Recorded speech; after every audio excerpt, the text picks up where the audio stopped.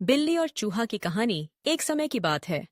एक छोटे से गांव में एक चालाक चूहा रहता था जिसका नाम था चीकू।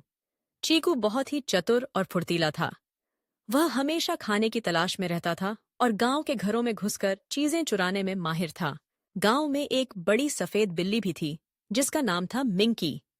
मिंकी गांव की सबसे खूबसूरत और ताकतवर बिल्ली थी। उसे चूहों से बहुत नफरत थी और वह हमेशा चीकू को पकड़ने की कोशिश करती थी। एक दिन चीकू ने सोचा कि उसे कुछ खास खाना चाहिए।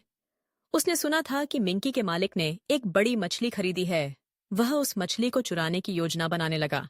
जब मिंकी घर के बाहर सो रही थी, चीकू चुपके से घर में घुस गया। उसने मछली को देखा और उसके मुंह में पानी आ गया।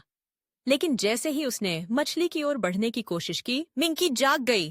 अरे चीकू, तुम फिर से यहाँ? मिंकी ने गरजते हुए कहा। चीकू ने डरते डरते कहा, मैं तो बस यहाँ थोड़ी सी हवा लेने आया था।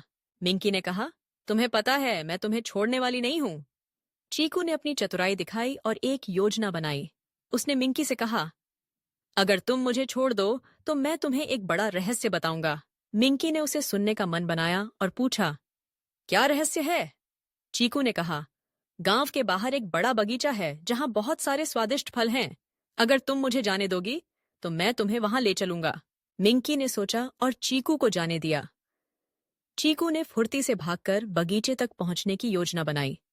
जब वह बगीचे में पहुंचा तो उसने कई मीठे फल खाए और मिंकी को वहां लाने का सोचा। कुछ समय बाद मिंकी भी बगीचे में आई।